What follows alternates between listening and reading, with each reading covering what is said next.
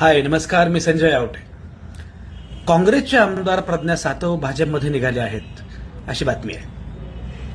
भाजपमध्ये जाणाऱ्या ते एकट्याच नाहीयेत. सांगलीपासून ते अमरावतीपर्यंत, लातूर ते कोल्हापूर आणि नगर ते नागपूर अशी काँग्रेसमधली बरीच मंडळी आहेत जी आता भाजपच्या वाटेवर आहेत. सत्ता नसेल तर काँग्रेसच्या लोकांची तडफड होते. असे सागरा प्राण तळमळला म्हणणारे बरेच जीव आता पक्षांतर करणार आहेत. कुणाला सत्ता हवी आहे, कुणाला पुढच्या पिढ्यांची सोय बघायची आहे, कोणाच्या संस्था अडचणीत आहेत, कोणाला तुरुंगात जाण्यापासून वाचायचं आहे. राधाकृष्ण विखे पाटलांपासून ते हर्षवर्धन पाटील, अशोक चव्हाण यांच्यापर्यंत अनेक नेते सरकार जमा झाले. आता काही वाटेवर आहेत. काहींना जायचंय पण त्यांना कोणी ऑफर देत नाहीये.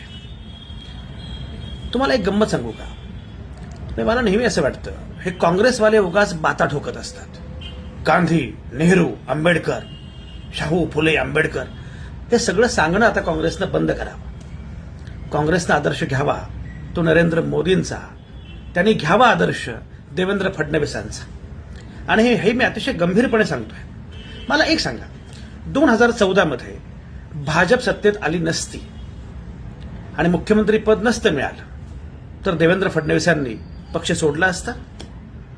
पंतप्रधान नसते झाले तर मोदींनी पक्ष बदलला असता? अटल बिहारी वाजपेयींचे नेहरू आणि अगदी इंदिरा गांधींशी अत्यंत उत्तम संबंध होते. मनात आले असते तर अटल बिहारी वाजपेयी सत्तेसाठी काँग्रेस सोबत जाऊ शकले असते. त्यांनी लोकसभा निवडणुकीत पराभव स्वीकारला पण पक्ष नाही सोडला. याला म्हणतात निष्ठा, याला म्हणतात कमिटमेंट. एवढा त्रास झाला पण सत्तेच्या मोहापायी यापैकी कोणीच कधी पक्ष सोडला नाही.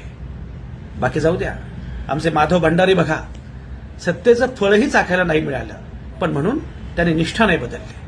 हा आदर्श घ्यावा काँग्रेसवाल्यांनी. भाजपमध्ये जाण्यापेक्षा भाजपचा आदर्श घ्यावा त्यांनी.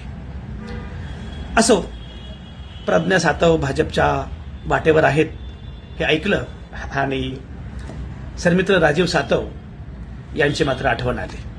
एनिवे, चला भेटत राहू, बोलत राहू. बाय.